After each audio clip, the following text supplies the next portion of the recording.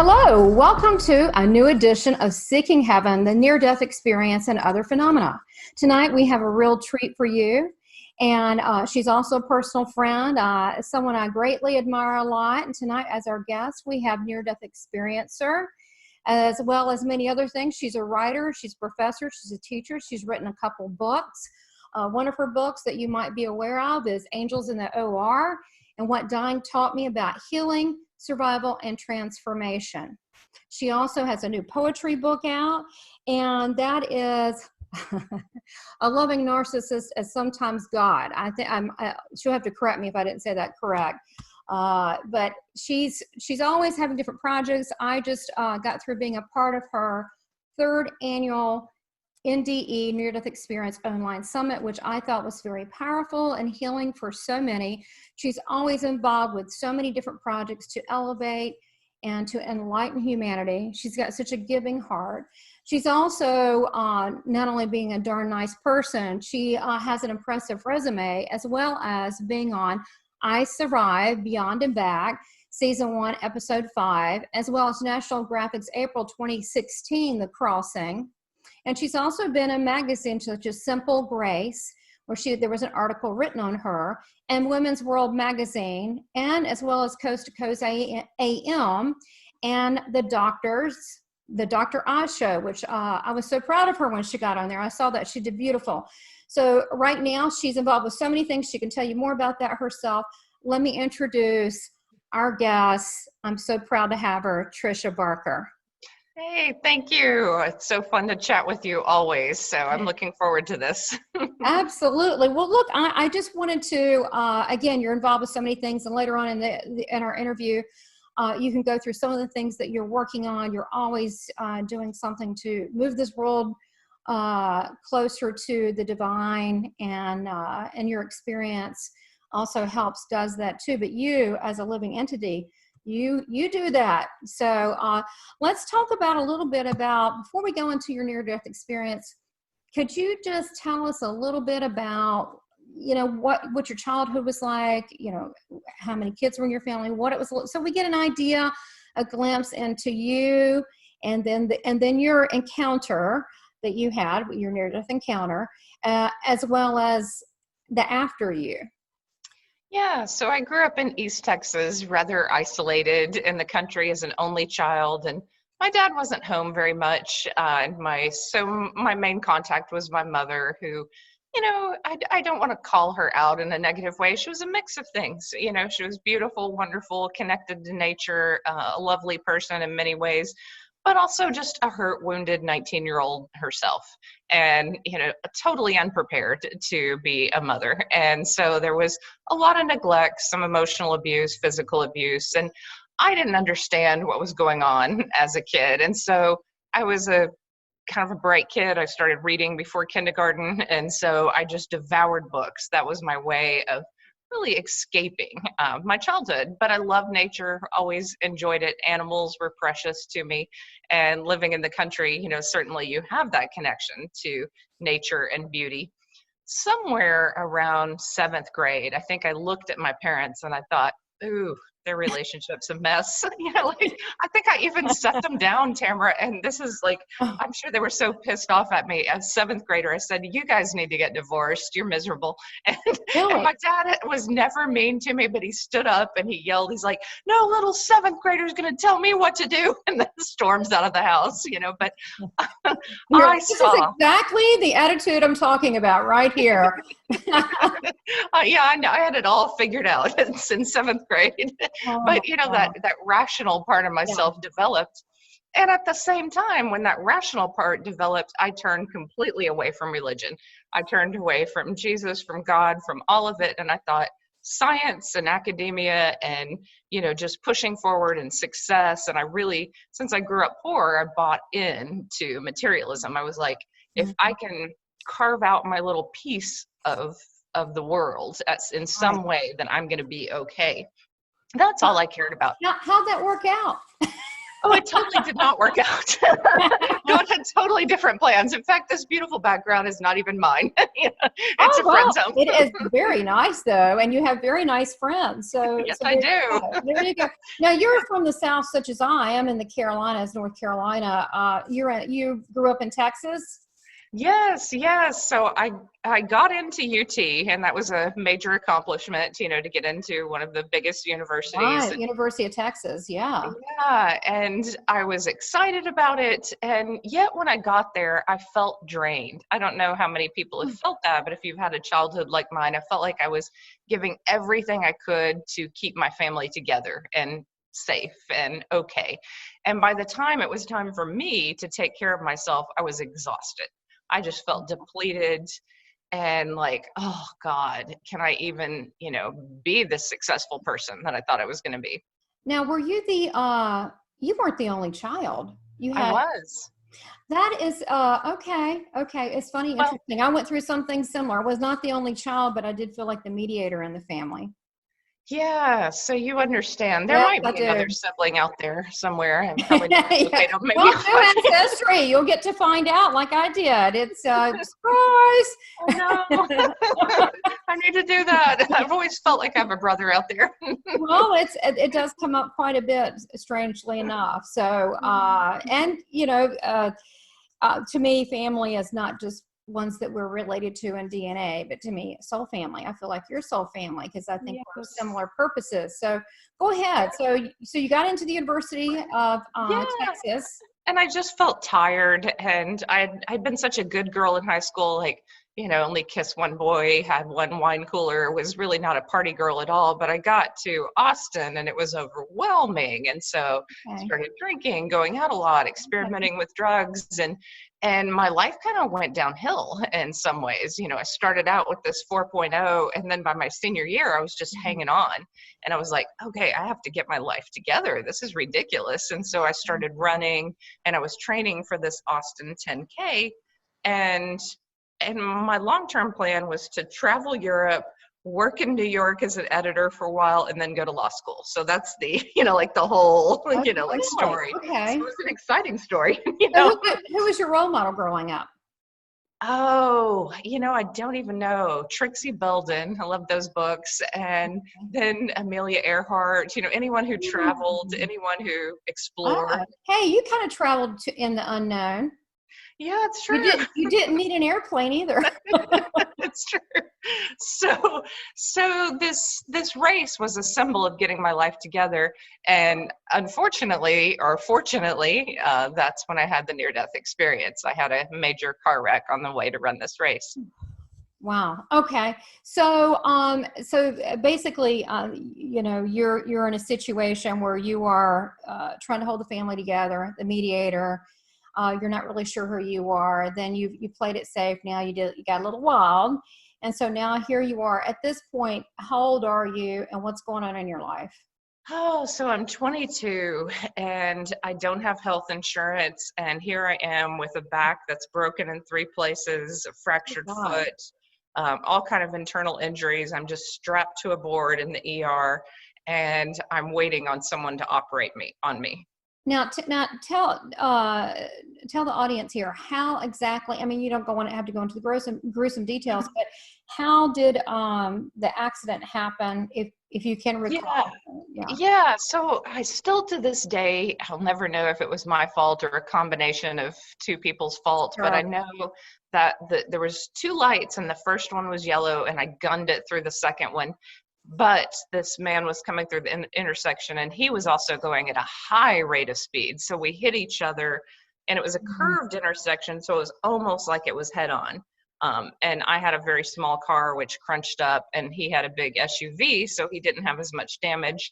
But I had a lot of damage. My car was totaled, and I looked later at the accident rates and death rates, and it basically said, and I know I was going 60 or 65 miles an hour, it said anyone at that speed should be dead in a 1989 Honda Civic. They were like, it's over. Well, yeah, that makes you think. Did you ever see your car afterwards, or did you not have the stomach for it? My parents went and took pictures of it, and I don't know if they still have the pictures, but yeah, it was like a crumpled up Coke can. It was just like, I couldn't believe anyone survived it. Wow. Okay. So you found yourself, now you couldn't move, right? I mean, Yeah, your I back was lost broken, and how many places?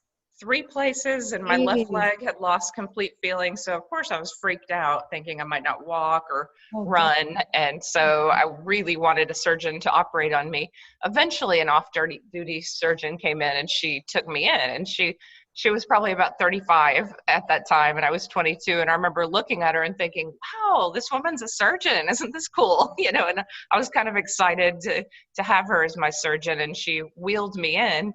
And I remember signing, and it said 17% chance of death. And I thought, I'm young, I'm strong, I'm not going to die. But I did, you know. But you're back. Surprise. Well, you know, that part in your book, it was very hard to read, because here you are, young, no insurance, and you couldn't find anyone to operate on you. And you were begging this woman to believe in you and to do it. You said, please give me a chance in life. And to me, that was, I was holding back the tears reading that. That was tough, because that could have changed everything. Yeah, it could have. You know, there was one surgeon, and of course, you know, I don't know his name, and I never will, I'm sure, but I overheard that he was on the golf course and he chose not to operate on me because I heard nurses talking about it. And I thought, I'm a throwaway individual because I don't have money, because I didn't think to get Terrible. health insurance. And that really kind of made me angry, you know, like in that moment. Well, more than angry. I mean, my book, Angels in the OR, is it's a little bit offensive right from chapter 1, because when I heard that surgeon do that, I was like, you know, there were lots of choice words. Yeah, there were some cuss words in your book. I noticed that. Well, to me, it was real, and it was shocking. And you meet people out there that don't really have a soul, you know, and now, boy, I bet you he regrets it with all the interviews and Dr. Oz and all that, and he can't take credit for it. But never see it. Yeah, so you know, he's got to answer to that. What is it? Pay the piper. One day he's going to have to answer for that. So as we know. But maybe you know, he'll have his own awakening, and maybe he's helped someone because of it. Who knows? I mean, That's right. I think that saying the truth and putting things out there is always healing in some way or another, because if not him, maybe someone else will see it. And just, I mean, like, my soul's general wish for everyone after the near-death experience is just be better. Be a little better in every situation. Be a little kinder. Realize that we're all connected. Realize that we're all one. I'm sure you know what I mean. It's just this wish for humanity, really. Yes, more than ever. I feel like there's a lot of division and hate, and it makes me sad. But when I feel like there needs to be unification in one, I feel like that we're all going through this life experience, and the only race to me is the human race, and we need to show each other love as brother and sisters. And I know that may sound like a bunch of hippie crap, but it's true. Yeah, that love is the basis of everything. We don't have a gender, we don't have a race. When our spirit leaves this body, we're just pure love. But we do come back to these lives and these individual lives. And I think I wrote this book just so that someone would walk a mile in my shoes. I don't mind walking a mile in someone else's shoes, but I think that's the answer, is we all just understand each other's journey and have empathy. And that's how it all happens. And kindness, absolutely. So you find yourself, you have the surgery, the woman agrees to it, you get out of the surgery, you survive it. When do you start remembering your near-death experience? Yeah, immediately. So I'm one of those weirdos that never doubted it. Okay. You know, even when the morphine is pumping into my body, and, you know, they're like, you know, changing my dressing and rolling me up in a body cast, the whole time I'm talking about God being this light, this energy that changes everything, and angels work through us. And I had enough intuition, though, I'll tell you, Tamara, and enough sense. I've heard, you know, other people's stories who have been thrown in mental institutions after talking about their near-death experience. When I asked my doctor how long I was dead, because I had seen my body, had seen the operation, you know, I'd gone many different places in that near-death experience. I said, but I'd left that room, so I didn't know how long it took them to revive me. And I wanted to know, because it felt like a week or a month. The near-death experience felt so long. Yeah. She did confirm that I was dead 2.5 minutes. And then she started backing away from me when I was talking about what was going on. And I could sense that she was like, do not go down this road. Don't keep talking about this. Really? Yeah, she didn't want to talk about it, and she didn't want to deal with it if she had to either put me, in a mental institution or, deal with it on that So level. now this was the doctor or a nurse? This was the doctor. Yeah. Oh, really? Interesting. Okay. Well, I thought really a lot of her up until right now. No, I'm just kidding. No, well, I think it was just, she was just backing Hey, away. well, She you're didn't want to right. deal Maybe with by law, she has to, whatever, of course, when someone's just come out of surgery, you definitely don't want to just, haul them away there. And of course, now you've told your story so much, and I'm excited for you to tell it again. Why don't you tell us a little bit during that time? And again, it doesn't matter if it's 2.5 minutes, 20 minutes, 2 days. When you're over on the other side, time stops, so it could be an infinite amount of time. So tell us what perceptions you got coming back. Well, I'm looking at the angel wings behind you, and one of the first things that really just shocked me as an agnostic, I thought death would be like, I just go away and I go into the earth and that's that. So the fact that I had this spiritual body outside of my physical body, I was excited. I was thrilled to be wrong, because I felt like, oh, the spiritual body is more real than that body on the table. And then there's angels. What? Like that just blew my mind. The fact that these 9-foot amazing beings were assisting the surgeons in my surgery, and that they were helping to make sure that I'd walk, that all the bone fragments were picked out of my spine. They were highly intelligent beings, and I couldn't believe that they were there for me, that they cared that much. And they were playful too. I'm sure communicating with them. They're funny. Like they can be funny. It's funny. I always get people say, "What do they look like to me?" I like to think they have angel wings and they look like that. Me personally, but they were in the form of all light to me. mm-hmm. But they were huge, like 9 feet tall. They were all light, and they come to me now as different colors. That's how I identify them, different vibrations and different colors. What about you? Yeah, so I didn't really see wings either, but they were light beings, but it was just like light that kind of looked like robes or something. So I imagined that their wings could be tucked behind them, because they just seemed so powerful. And maybe it's simply that they do fly. I mean, my spirit flew too, and I flew out of that room pretty quickly when I heard the monitor flatline. And one of the most, and I'm not going to go through my whole near-death experience, but the most amazing part to me was the life review and seeing my grandfather and then being in the presence of God. The life review just taught me that basically to be kinder to people. I wasn't a bad person, but I cut a lot of people out at 22, being a college student.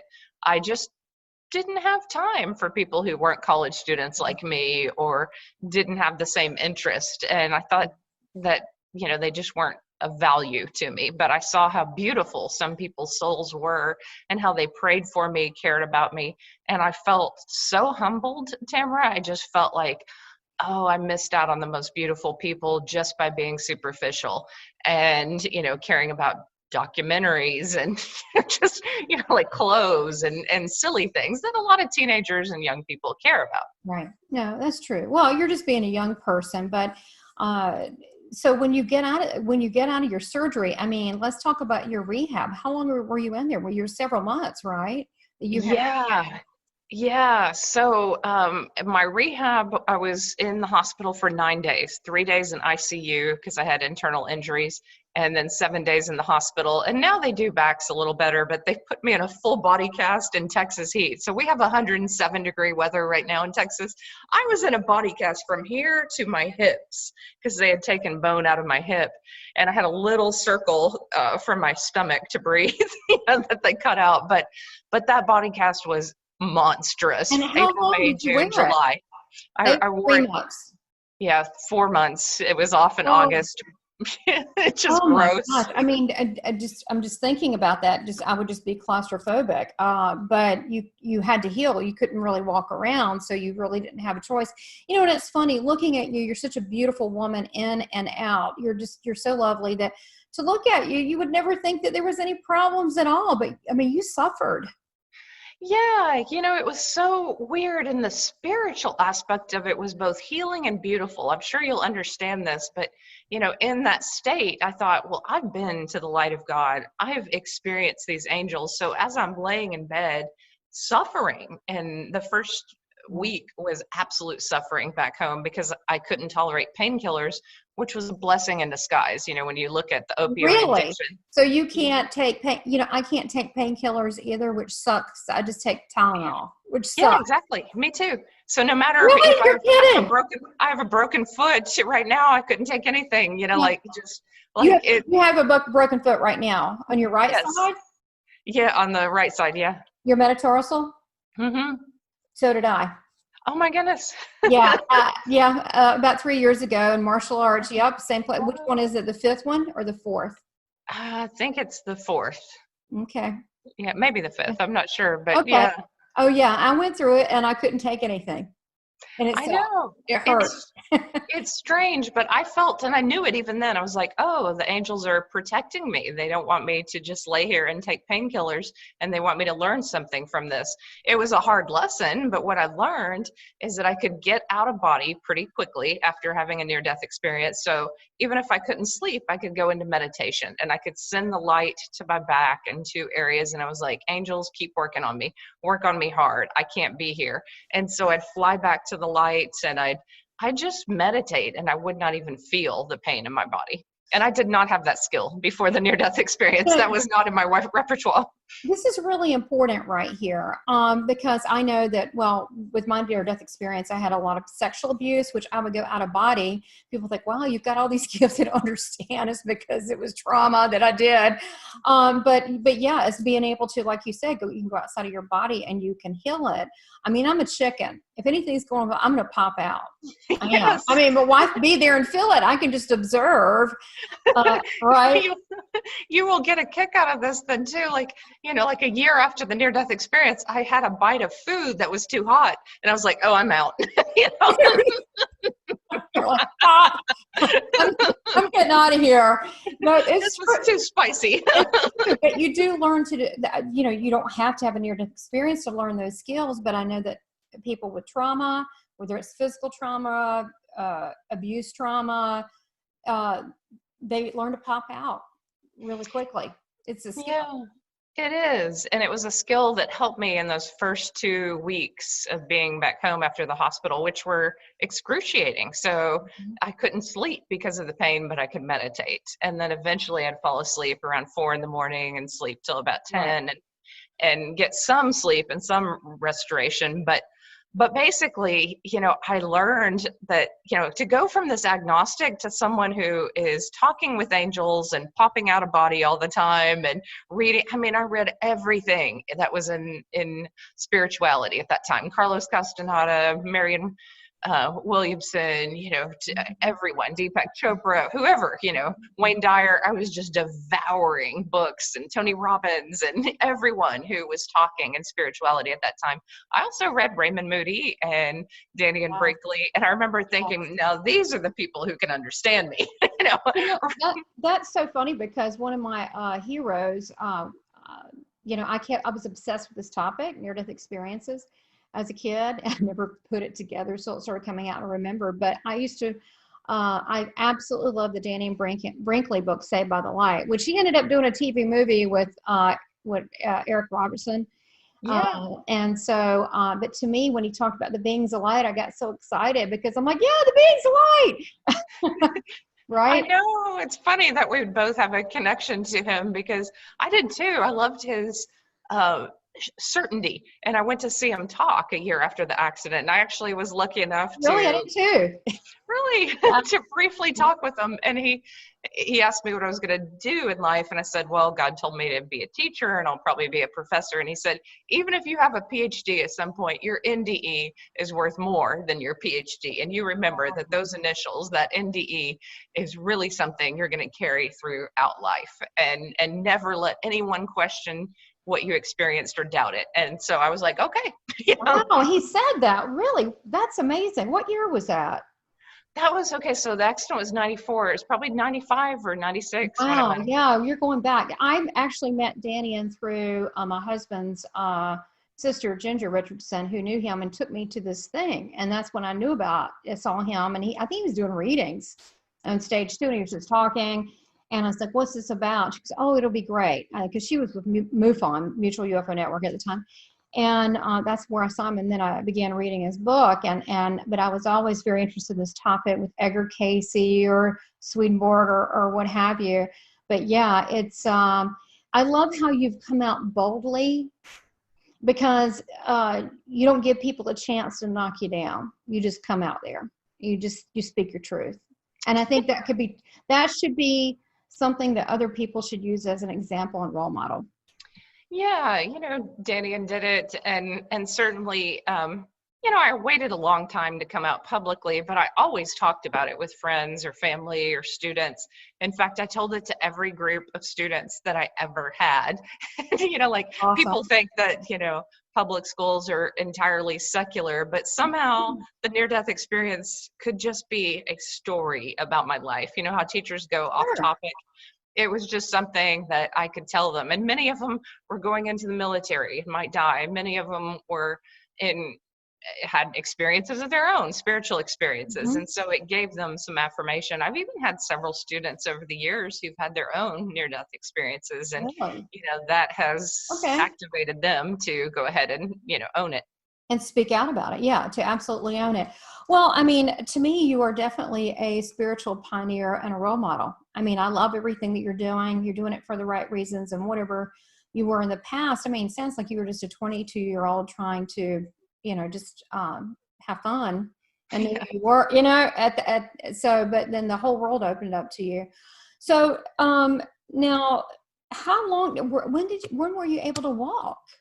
Yeah, so it was painful. Those first 2 weeks, I was just in bed, really just going to the bathroom and the kitchen. But after a couple of weeks, I could make it to the mailbox, and then I could make it a little bit down the street. And then I finally, probably after a month and a half, I could make it to the end of the street. And what's so weird and funny and cute is before my near-death experience, I only had friends my own age, but I knew all the elderly people in the neighborhood after that. It's like I became an extrovert instead of an introvert. And I'm hugging people who have cancer, and we're crying together, and we're talking about God. And, I'm just this different person. I totally went from being like, don't talk to me, I'm a little 22-year-old, doing my thing, to, oh my God, what's going on with you? How can I help you? Yes, there's a light. Yes, there's a God. Let's talk about it.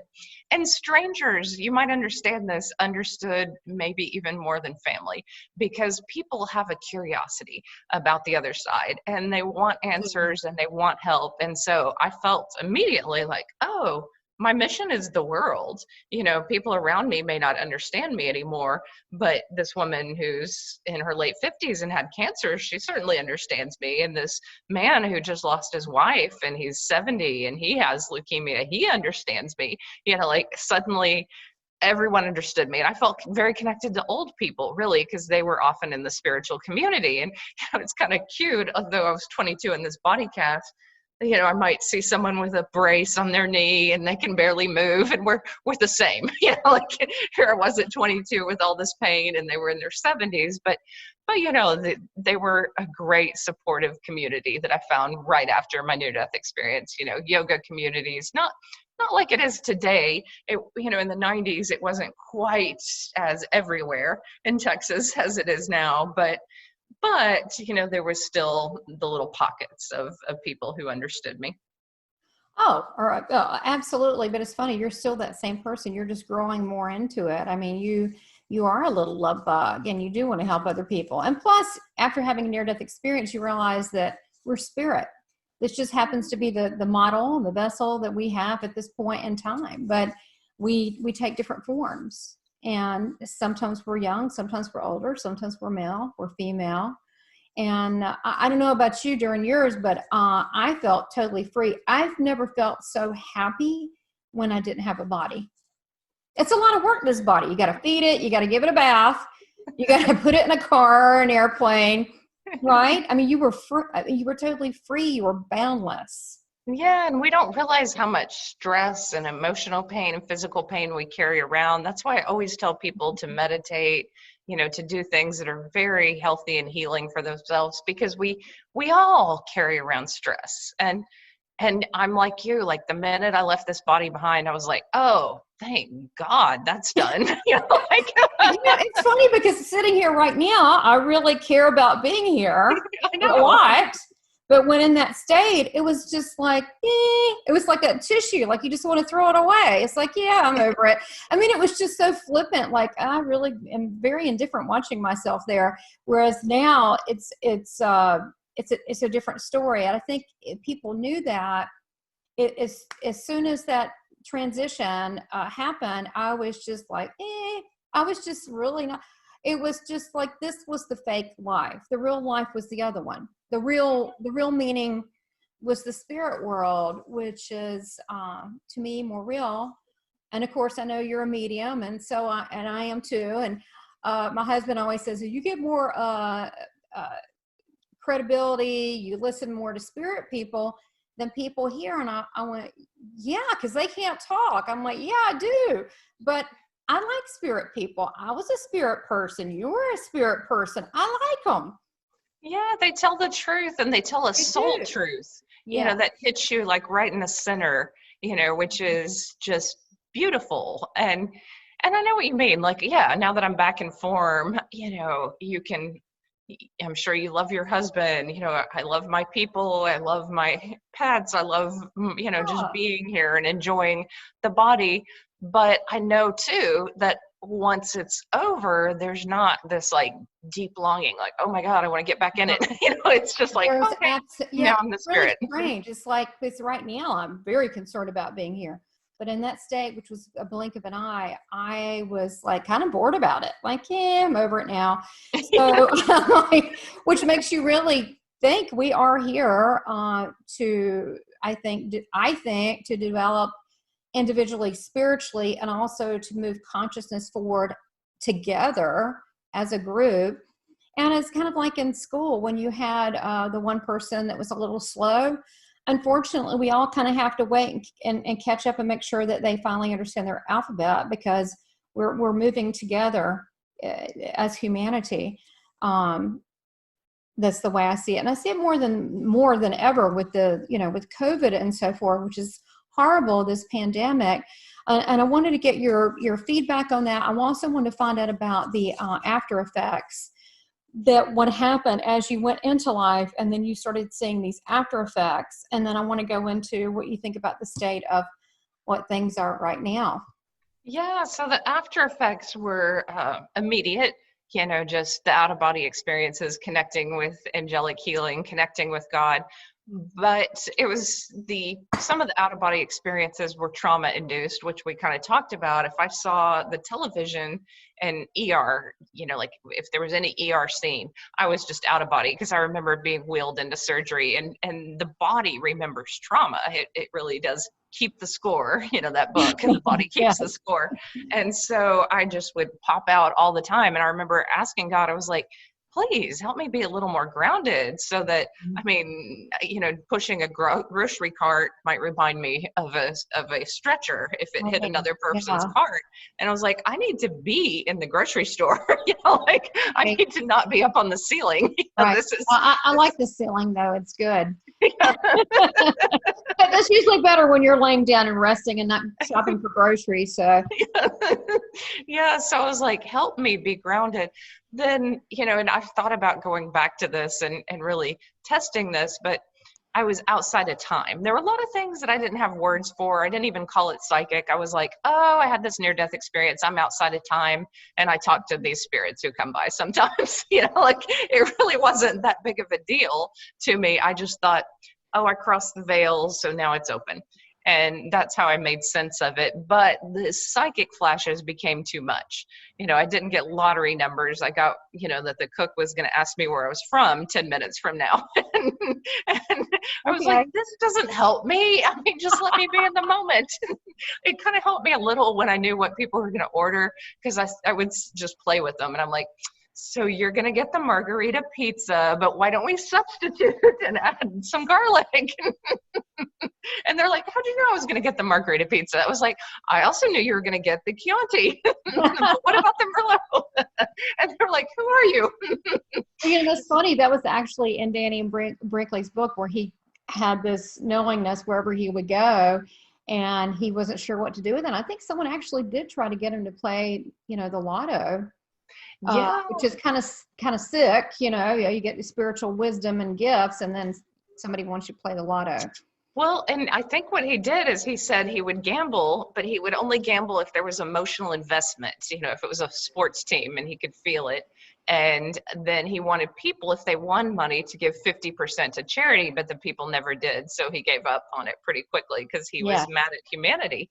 And so I thought, well, maybe it's worth playing around with, but that's another topic. Whatever happened? Whatever happened once you started seeing the psychic flashes, and then the whole spirit people? Did you go, am I going crazy? Did you know what was happening? How did you use it? How did you deal with that? Because that just opened wide up after this. It did, and I prayed. I was like, God, okay, you gave me this mission to work in the classroom.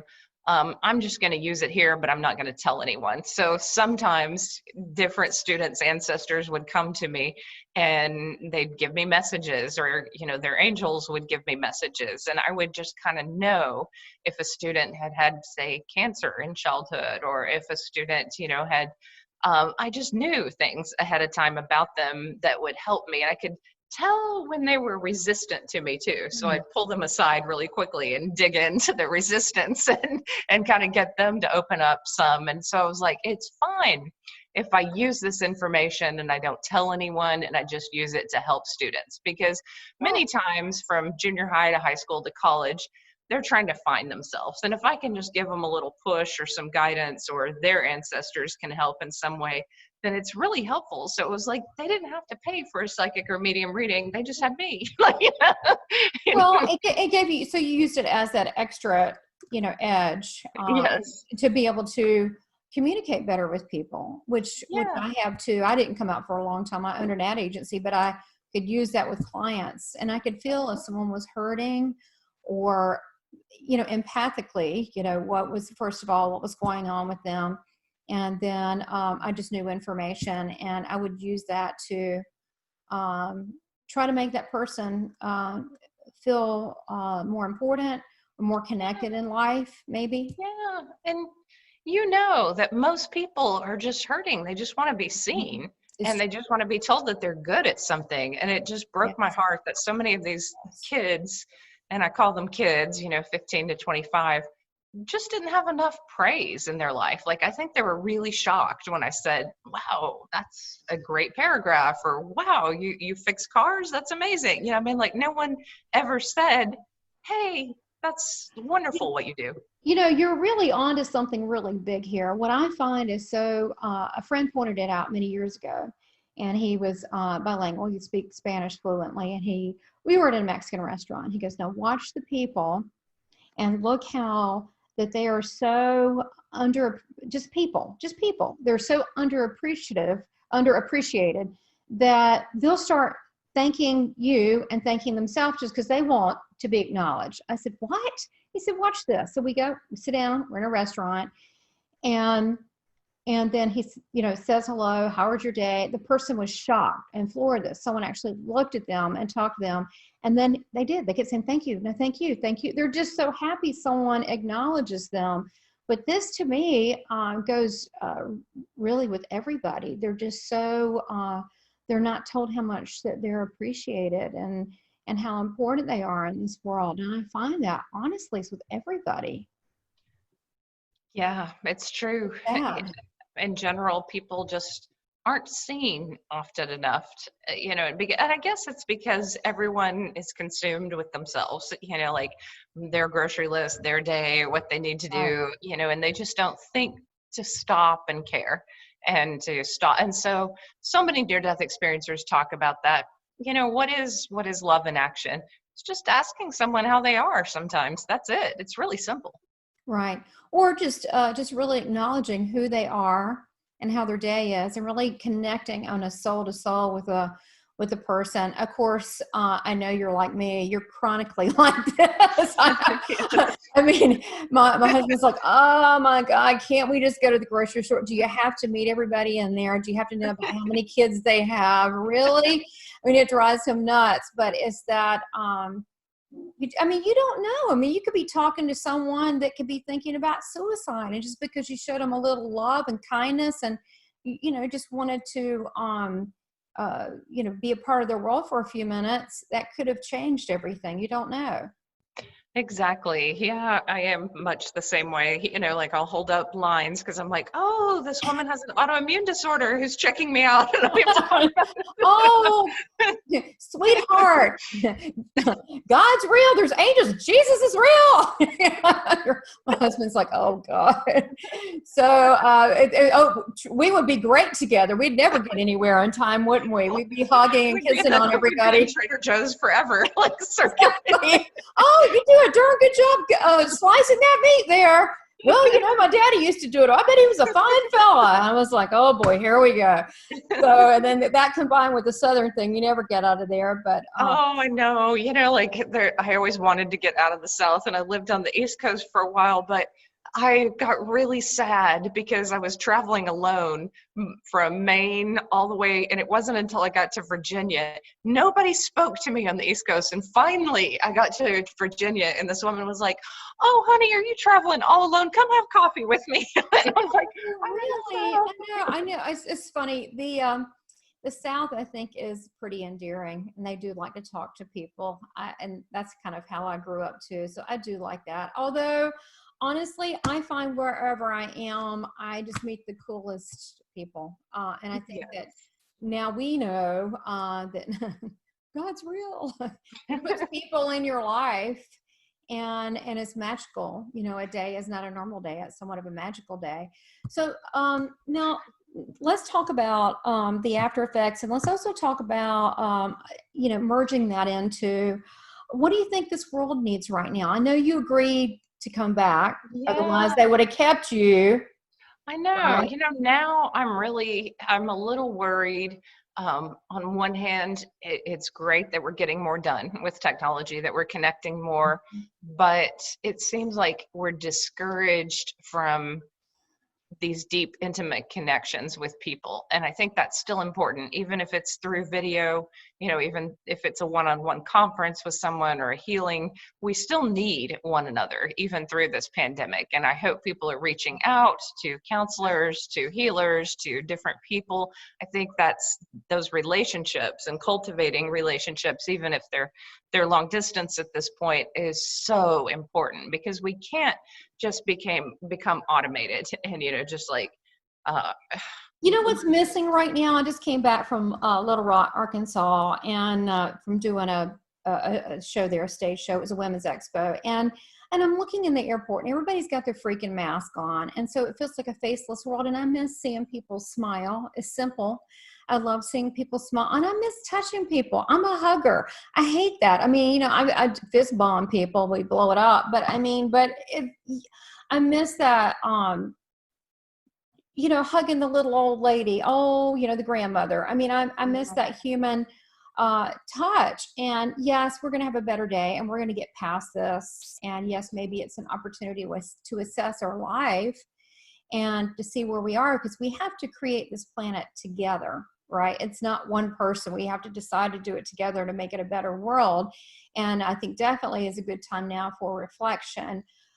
But yeah, people still are a little skittish, about coming out. And a lot of the people that I met, the Uber drivers, different ones, they've all known someone that's had COVID and passed. And so I think people are still skittish with that. Yeah. Well, there's a lot of trauma. There's a lot of trauma too. Like just when my first week back with all the professors, one professor lost 8 family members to COVID. What? I know. I was like, that's the biggest number I've heard. I've not heard that many. My God. Well, he had a lot of elderly relatives, who were in nursing homes, but I mean, still, it was just 8. And so he's like, some people are actually traumatized. and that's what we're not aware of. So we near-death experiencers, we know we go on. So I think our mission just became a little bit stronger in the middle of all this. We are really here to tell people that if it's your time, it is your time. And if it's not, it's not. I mean, we know, because we've been sent back, and death is nothing to fear. And so like on that basic level, we have that mission. But beyond that, I think this is a great time to meditate and a great time to take better care of ourselves. That I've certainly found that. I mean, at the summit, every speaker, it seemed, was like, let's talk about meditation. Let's talk about that flow of God. Let's talk about really taking good care of yourself, because whether you're here for 50, 60, 70 more years, or whether you are transitioning next week, loving your journey and loving yourself is so important. And that's what connects you to God's love, is just being that love. And so how can you bring more of that into your life? How can you still love this world and still love other people, but also just take care of yourself? No, absolutely. That's beautiful. I channel Jesus. I'm obsessed with him. And he says, be the love you were created to be. And if I think about that, what is that? And I think that, I don't know about other people, but I put a lot of high expectations over my head, when in reality, that if we were just kind and lived in the moment, lived in the pursuit of the moment, and realized that we're creating not alone, but with others in this world, but also that God, the angels, they have a place. They got a plan. I mean, they got a plan going on. I don't think the COVID will be like this forever. I don't. We will get past it, but I do think we have some rough patches. But I think that what I think, and I would love to kind of bounce it off of you, but that we're at a point in time now that we're deciding, do we want to spiritually grow up or not? And we're going to grow up, what kind of world do we want? And I think we need to have a kinder world to one another, and show more love. I mean, I think that it's people, we were talking about starve for that, but what I found when I was gone for the past 4 days, and I really, since I've got on a plane and did all this, since of all of this, I've driven places but not got on a plane. People are, I have to say, they're nicer than they normally are.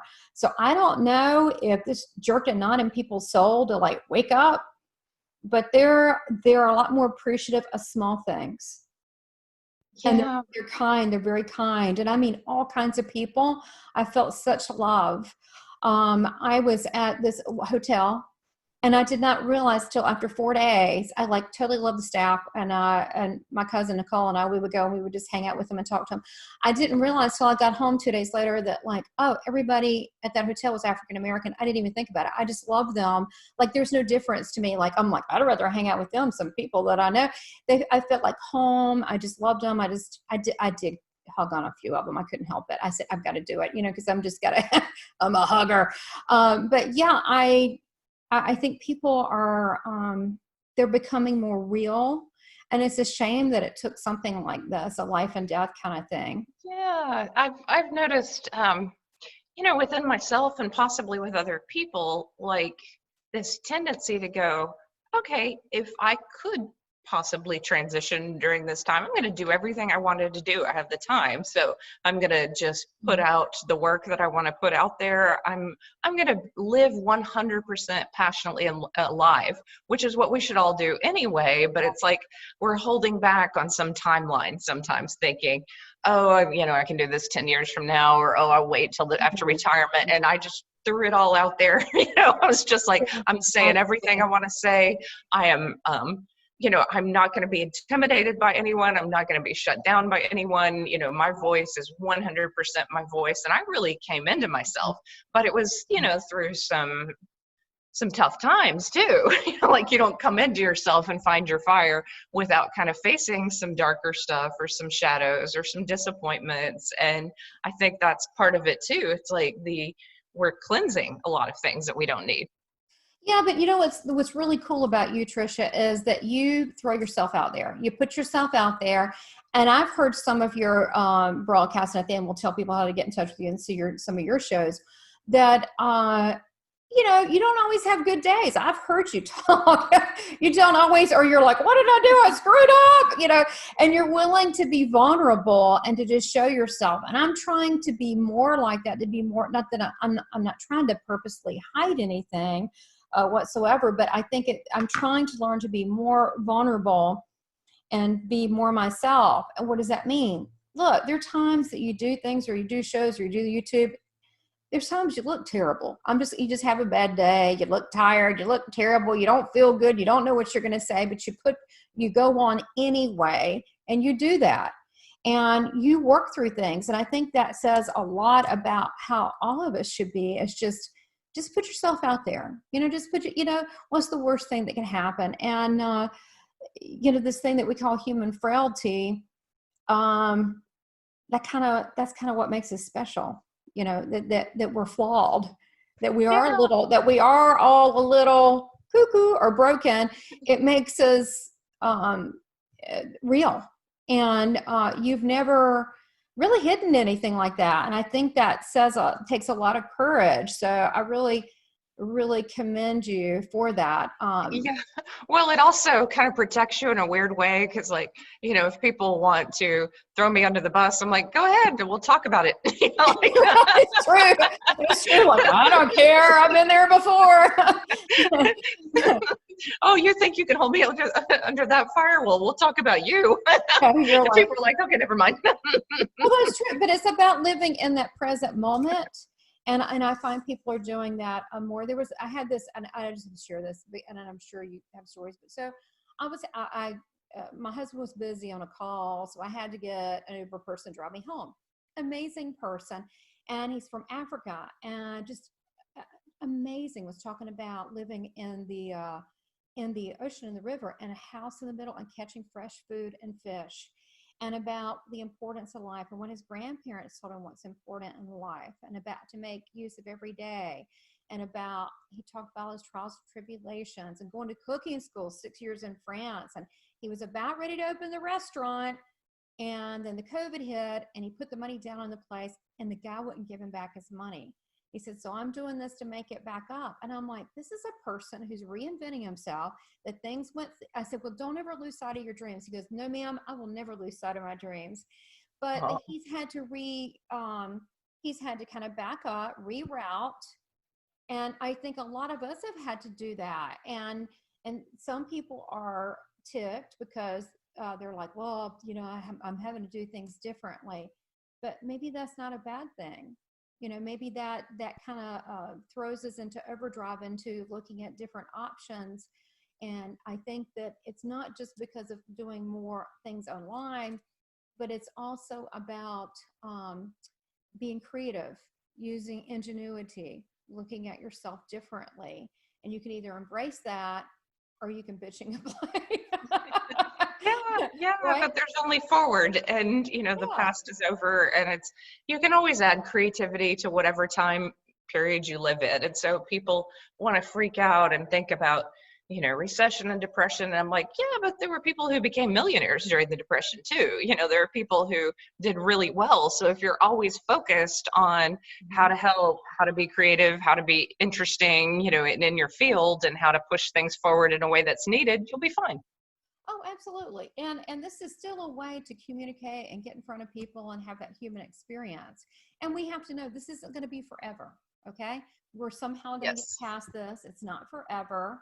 And I think that during this time, and I know you'll probably agree, but to have gratitude, have gratitude during difficult times. Oh, amen. Yes. Like gratitude, I think it was Eckhart Tolle that had a quote recently about this, but it's like, you don't live a good life by complaining, feeling bad about everything. And that's just not how you live a good life. You live a good life by being in gratitude, by being thankful and excited about what comes next, by being kind to others. Like, it's really just a choice between a good life or a not good life. And so why would you choose a life where you're miserable? Just don't do it. Right. Well, I think that whatever you do, it needs to be it needs to be an expression of your higher self, co-creating with God. Like, what is your purpose? What are you here for? what do you enjoy? And I feel like that so many people do things that they're not happy with, and that this is a time to really find yourself and be your passion, and to be an expression of your passion, whatever that is. So my passion is near-death experiences, and apparently Bigfoot too. So Well, it's been such a pleasure being on your show and talking about all this, and yeah, it's been amazing. oh, absolutely. Now look, I want you to really quickly tell people how to get a hold of your books. Tell us about your other book, which I think I ruined the title. So tell us Oh, no. So about I'm both your books and how to get a hold of you, and just yeah. a little Well, bit if you of your last book. want to read about my near-death experiences story, Angels in the OR is the one that is out there. But my new book is one of the things during this time period. I was like, okay, I'm just not going to hide my poetry away for the rest of my life. I'm just going to put it out there, and it's called Loving Narcissus, as in the Greek myth, and sometimes God. And I'm really kind of making fun of myself, for turning away from God and getting to focused on relationships, and sometimes on relationships with narcissists and people who, I think there's a natural gravitation between empaths and narcissists, because we're caring and we want to help, and someone has all these issues and they come to us and we're like, oh yeah, sure, I can help you, no problem, until they suck the living life out of you. And then you're like, oh, I can't help you, I'm sorry, I gotta love myself and heal and get back to me. And so that's a pattern that comes from probably a dysfunctional childhood too, and I am done with it. And this poetry book was like my way of saying, okay, here's the poems about it, and the second half is about that communion with God and really the healing of that, because there's a lot of Instagram accounts and YouTubers out there talking about narcissistic abuse, but we can always add more of the healing, because healing, as you know, can be really instant at times. There can be a wound from the past that suddenly is just gone. You can struggle with it for months, years, decades, and then suddenly, boom, it's Well, gone. it could be an awareness. Could be that all the stuff you're through, or it could be you decide, I'm not playing that game anymore.